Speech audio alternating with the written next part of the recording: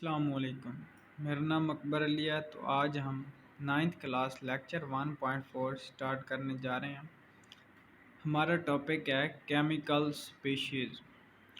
Ion की बात करते हैं। सबसे पहले कि आयन क्या चीज़ है, डिफ़ाइन करते हैं इसे। डिफ़ाइन करते हैं आयन को हम कि आयन क्या है। इट इज़ एन एटम और group of atoms having charge on it.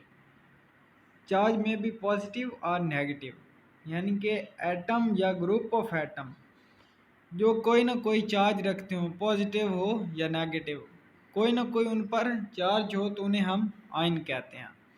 अब हम आयन की टाइप्स की बात करते हैं। आपको चंद मिसालों से बताते हैं कि आयन क्या है। जैसे कि हम ये हाइड्रोजन एटम लिखते हैं, अगर इस पर हम पॉजिटिव लगा दें तो ये हमारे पास आयन है। अगर हम ये क्लोरीन लिखते हैं और इस पर नेगेटिव लगा दें तो ये भी हम, यानी कि इस पर अगर कोई हम चार्ज लगा दें तो ये हमारे पास आयन होंगे। अब हम अगर इनके टाइप्स की बात करें तो दो तरह के होते हैं हमारे पास, ये कैटायंस एंड एनायंस। कैटायंस की अगर हम डेफिनेशन करें तो हैविंग पॉजिटिव चार्ज, ऐसे एटम और group of atom having positive charge, जो कि पॉजिटिव चार्ज रखते हैं, उन्हें हम कैटायंस कहते हैं। मसलन हाइड्रोजन पर पॉजिटिव चार्ज हो गया, और मसलन और इसके बाद अगर ये हम ये सोडियम ले लें, इस पर कोई भी हो गया अगर जिन पर पॉजिटिव चार्ज हो तो उन्हें हम कैटायंस कहते हैं। और यहाँ एक सवाल पैदा होता है कि कैटायंस कैसे पैदा होते हैं, तो हम बताएं आपको कि ये कैसे बनते हैं। जब भी कोई एटम या ग्रुप ऑफ एटम इलेक्ट्रॉन खारिज करता है तो उस पर पॉजिटिव चार्ज आ जाता है, तो वो कैटायन बन जाते हैं। तो इस तरह एटम पर पॉजिटिव चार्ज आ जाता है, और जब पॉजिटिव चार्ज आता है तो उसे हम कैटायन कहते हैं। तो कैटायन की डेफिनेशन हमारे पास है हैविंग पॉजिटिव चार्ज। नेक्स्ट बात करेंगे एनायंस की कि एनायंस क्या है। ये अपोजिट है कैटायन का, हैविंग नेगेटिव चार्ज। और अगर हम मिसालों की बात करें तो क्लोरीन आ गया हमारे पास, हाइड्रोक्सल आ गया। इस तरह अगर हम बात करें इसकी डेफिनेशन की तो ये हमारे पास है हैविंग नेगेटिव चार्ज। अब के ये बनते कैसे हैं, तो कैटायन का ऑपोजिट है। मैंने कहा था कि कैटायन बनते हैं जब कोई भी एटम या ग्रुप ऑफ एटम लूज करता है अपने आउटर मोस्ट शेल से इलेक्ट्रॉन, तो वो पॉजिटिव चार्ज गेन करता है और कैटायन कहलाता है। इसी तरह एनायंस जब अपने आउटर मोस्ट शेल में सम इलेक्ट्रॉन गेन करता है या एक्सेप्ट करता है तो वो नेगेटिव चार्ज शो करता है, जिसे हम एनायंस कहते हैं। ये जब हम इलेक्ट्रॉन किसी एटम में इलेक्ट्रॉन वो जब गेन करता है, मसलन इलेक्ट्रॉन लेता है, तो इस तरह उस पर नेगेटिव चार्ज आ जाता है। नेक्स्ट हमारे पास है मॉलिक्यूलर आयन। मॉलिक्यूलर आयन क्या होते हैं, डेफिनेशन इसकी करते हैं। तो डिफाइन करते हैं हम मॉलिक्यूलर आयन को। व्हेन अ मॉलिक्यूल लूजेस और gain an electron it form a molecular ion. जब कोई भी मॉलिक्यूल लूज यानी खारिज करता है और गेन या हासिल करता है एन इलेक्ट्रॉन, कोई भी इलेक्ट्रॉन, तो ये हमारे पास क्या बन जाता है, मॉलिक्यूलर आयन। बाकी जो इसके करैक्टर्स हैं वो उसी तरह हैं जैसे कि आयन के हैं। मसलन अगर हम कैटायनिक मॉलिक्यूलर आयन की बात करें तो ये जब भी मॉलिक्यूल कोई ना कोई इलेक्ट्रॉन खारिज करेगा तो इस तरह ये कैटायनिक मॉलिक्यूलर आयन कहलाएगा। और अगर ये अपने ऑटोमोस्ट शेल में इलेक्ट्रॉन गेन करेगा या हासिल करेगा तो ये एनायन मॉलिक्यूलर आयन कहलाएगा। नेक्स्ट हमारे पास है फ्री रेडिकल्स। अब हम बात करेंगे कि फ्री रेडिकल्स क्या होते हैं। These are atom or group of atoms possessing odd number, यानी कि अनपेयर्ड ऑफ इलेक्ट्रॉन। कोई भी एटम या ग्रुप ऑफ एटम जो कि अनपेयर्ड ऑफ इलेक्ट्रॉन रखते हैं उन्हें हम फ्री रेडिकल कहते हैं। अब हम इसे शो कैसे करते हैं, इसकी सिंबल क्या है, इस हमें कैसे पता चलेगा कि ये फ्री रेडिकल है। तो अ डॉट और symbol of an element represent it. एक डॉट का निशान जो कि एटम या एलिमेंट के ऊपर लगा हो तो ये हमें पता चल जाता है कि ये फ्री रेडिकल है, तो इससे हम इसे रिप्रेजेंट करते हैं। नेक्स्ट है हमारे पास टाइप्स ऑफ मॉलिक्यूल्स, के मॉलिक्यूल्स की टाइप्स बयान करें। तो मॉलिक्यूल की टाइप बयान करने से पहले हम मॉलिक्यूल की बात करते हैं कि मॉलिक्यूल क्या है। A molecule is a formed by the chemical combination of atoms. Molecule जो है वो केमिकल कम्बिनेशन ऑफ एटम से बनता है, यानी कि जब भी कोई एटम वो केमिकली आपस में जुड़ते हैं तो हमें एक मॉलिक्यूल मिलता है। ये स्मॉलेस्ट यूनिट ऑफ सब्सटेंस है, ये सब्सटेंस का सबसे छोटा यूनिट है। Show all properties of substance, ये सब्सटेंस की तमाम तर खसूसियात हमें बताता है। हम एक मालिक्यूल से उसके सब्सटेंस की तमाम तर खसूसियात जान सकते हैं। इट कैन एग्जिस्ट इंडिपेंडेंटली, हमारे पास जो मालिक्यूल है यह ज़ादाना तौर पर रह सकता है, यानी कि इसे किसी दूसरे मालिक्यूल या एटम की ज़रूरत नहीं होती, ये खुद ब खुद इंडिपेंडेंटली तौर पर रह सकता है। अब हम इसकी टाइप्स की बात करेंगे तो हमारे पास इसकी एक टाइप है मोनो अटामिक मॉलिक्यूल। मोनो से जैसे कि इसके नाम से पता चल रहा है, एक मोनो का मतलब होता है एक। Mono atomic molecule, a molecule consist of only one atom, ऐसा मॉलिक्यूल जो सिर्फ एक एटम पर मुश्तमिल हो उसे हम मोनो अटामिक मॉलिक्यूल कहते हैं। एग्जाम्पल की बात करें तो हीलियम हो गया, नियॉन हो गया, आर्गन वगैरह, ये हमारे पास मोनो अटामिक मॉलिक्यूल की कुछ एग्जाम्पल्स हैं। नेक्स्ट हमारे पास है डाई अटामिक मॉलिक्यूल। डाई ये ना नाम से शो हो जाते हैं, तो अगर हम इसके नाम पर थोड़ी सी तवज्जो दें तो हमें डेफिनेशन इसकी और एग्जांपल वगैरह डेफिनेटली तौर पर फ़ौरन हमारे जहन में आ जाएंगी। Diatomic molecule, it consist of two atom, ये दो एटम पर मुश्तमिल होता है।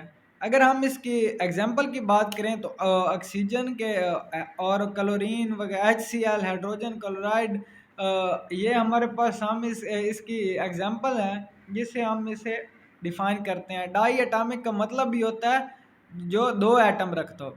नेक्स्ट हमारे पास ट्राई एटॉमिक मॉलिक्यूल है, ये भी नाम से अपनी डिफाइन कर रहा है, ट्राई मतलब तीन। It consist of three atoms, ये तीन एटम पर मुश्तमिल होता है। अगर हम इसकी एग्जांपल की बात करें तो H2O वाटर, इसमें भी हमारे पास तीन एटम हैं, दो हाइड्रोजन के एक ऑक्सीजन का, CO2 इसमें भी तीन है, एक कार्बन और दो ऑक्सीजन के। तो ये हमारे पास ट्राई एटॉमिक मॉलिक्यूल की कुछ मिसालें थी। नेक्स्ट हम बात करेंगे, ये हम टाइप्स कर रहे हैं मॉलिक्यूल की, तो पॉली एटॉमिक मॉलिक्यूल के हमारे पास पॉली एटॉमिक मॉलिक्यूल कौन से होते हैं। It consist of many atom, ये बहुत सारे एटम पर मुश्तमिल होते हैं, यानी इसमें एक दो तीन नहीं बल्कि इसमें 4 5 6 7 10 12 ज़्यादा सारे एटम भी हो सकते हैं। तो इसकी अगर हम मिसाल की बात करें तो H2SO4 C6H12O6, ये इसकी सम हमारे पास एग्जांपल हैं। जैसे कि आपको ये पता है कि हमारे पास ग्लूकोज है, तो इसमें कार्बन के 6, हाइड्रोजन के 12 और ऑक्सीजन के 6 आइटम मौजूद हैं। तो फिर भी हम इसे तब हम इसे पॉली एटॉमिक मॉलिक्यूल में शामिल करेंगे क्योंकि इसमें 2 या 3 से ज़्यादा एटम मौजूद हैं। अब हम बात करेंगे होमो एटॉमिक मॉलिक्यूल, दो तरह के। नेक्स्ट हम बात करेंगे होमो atomic molecule, it containing same type of atoms, ये ऐसे मॉलिक्यूल हैं जो एक जैसे एटम रखती हैं। मसलन जैसे कि हमने पहले तो बात की थी कि कोई भी ऐसे एटम जो कोई भी ऐसे मॉलिक्यूल जो दो एटम रखते हो हम उसे डाई एटॉमिक मॉलिक्यूल कहते हैं। लेकिन उसमें हमने HCl की मिसाल ली थी, यानी कि उसमें एक हाइड्रोजन का एक क्लोरीन का लिया था। लेकिन इधर हम अगर बात करें तो इधर हम ले दो ही रहे हैं, लेकिन हम दो एक जैसे लेंगे क्योंकि हमारी डेफिनेशन क्या है, it containing same type of atoms. तो हाइड्रोजन का अगर हम लेंगे तो ये दोनों एक जैसे लेंगे, यानी कि हमारे पास दो हाइड्रोजन के एटम होंगे। इसी तरह ऑक्सीजन लेंगे तो तीनों हमारे पास ऑक्सीजन के हैं। और अगर हम बात करें नेक्स्ट हेट्रो एटॉमिक मॉलिक्यूल कि हमारे पास हेट्रो एटॉमिक मॉलिक्यूल क्या है, डिफाइन करेंगे इसे, it consist on different kind of atom. तो ये हमारे पास मुख्तलिफ़ किस्म के एटम इसमें पाए जा सकते हैं। मिसाल में हमने वाटर लिया है H2O, तो इसमें दोनों मुख्तलिफ हैं, ऑक्सीजन और हाइड्रोजन। नेक्स्ट हमने अमोनिया लिया है NH4 लेते हैं, NH3 लेते हैं, तो उसमें भी नाइट्रोजन और हाइड्रोजन के दो मुख्तलिफ एटम मौजूद हैं। नेक्स्ट हमारे पास टॉपिक है gram atomic mass, gram molecular mass and gram formula मास। अब हमारे पास एक सवाल है कि हम एटॉमिक मास मालूम कर लेते हैं, मॉलिक्यूलर मास मालूम कर लेते हैं, फार्मूला मास मालूम कर लेते हैं, अगर हमें इसे ग्राम में करना पड़े तो हम फिर कौन से यूनिट्स इस्तेमाल करेंगे। तो इसलिए हम ये नेक्स्ट पढ़ेंगे gram atomic mass, gram molecular mass and gram formula मास। तो इनके ज़रिए हम इन चीज़ों को डिफ़ाइन कर पाएंगे। तो सबसे पहले हमारे पास है gram atomic mass, the atomic mass of an element expressed in gram. Atomic mass of an element, element का एटॉमिक मास जिसे हम ग्राम में शो करते हैं, is called gram atomic mass और ग्राम एटम। एलिमेंट का जो हमारे पास एटॉमिक मास है, अगर हम उसे ग्राम में शो करें तो वो हमारे पास क्या होगा, ग्राम एटॉमिक मास। ये हमारे पास 1 मोल के बराबर भी होता है। अगर 1 gram of 1 gram atom of hydrogen हो हमारे पास, तो ये बराबर होगा 1.008 ग्राम के। तो ये बेसिकली अगर हमने ये पहले बताया कि आल्सो कॉल्ड 1 मोल, ये हमारे पास 1 मोल के भी बराबर होता है, तो हम इसे लिख देंगे 1 मोल। नेक्स्ट हमारे पास है ग्राम मॉलिक्यूलर मास। अब हम बात करेंगे कि ग्राम मॉलिक्यूलर मास क्या है। The molecular mass of an element or a compound expressed in grams called gram molecular mass या ग्राम फार्मूला। अब हम बताएं आपको कि मॉलिक्यूलर मास में एलिमेंट में हम मॉलिक्यूल का मास या कंपाउंड में हम मॉलिक्यूलर मास लेते हैं, अगर हम उसे ग्राम में शो करें, जो हम मॉलिक्यूलर मास ले रहे हैं उसे हम अगर ग्राम में एक्सप्रेस करें या उसे हम शो करें या रिप्रेजेंट करें, तो वो हमारे पास जो आएगा वो ग्राम मॉलिक्यूलर मास होगा या ग्राम फार्मूला मास होगा। It is also equal to a mole, यानी कि 1 ग्राम ऑफ, ये हमारे पास एक मॉलिक्यूल है हाइड्रोजन, तो ये 2 ग्राम के बराबर होगा। तो ये ऑटोमेटिकली हमारी डेफिनेशन से जैसे हमने कहा it is also equal to 1 mole, तो ये हमारे पास 1 मोल ऑफ हाइड्रोजन मॉलिक्यूल के बराबर होगा। नेक्स्ट हमारे पास है ग्राम फार्मूला। नेक्स्ट हम बात करेंगे कि ग्राम फार्मूला क्या है। Gram formula mass, the formula mass of an ionic compound expressed in gram. हम आयोनिक कंपाउंड का जब यूनिट निकालते हैं तो उसके लिए हम फार्मूला मास यूज़ करते हैं। अगर हमें ग्राम फार्मूला मास निकालना पड़े तो फिर हम क्या करेंगे, तो हमारी डेफिनेशन हमें ये बताएगी कि the formula mass of an ionic compound, जब हम फार्मूला मास निकालते हैं एक आयोनिक कंपाउंड का तो एक्सप्रेस्ड इन ग्राम, तो हम इसे ग्राम में शो करते हैं। जब हम आयोनिक कंपाउंड को ग्राम में शो करते हैं तो हमारे पास क्या आएगा, फार्मूला मास। तो इस तरह हम फार्मूला मास को या ग्राम फार्मूला मास को हम निकाल सकते हैं। तो ये भी हमारे पास 1 मोल के इक्वल होगा, 1 mole of an a compound.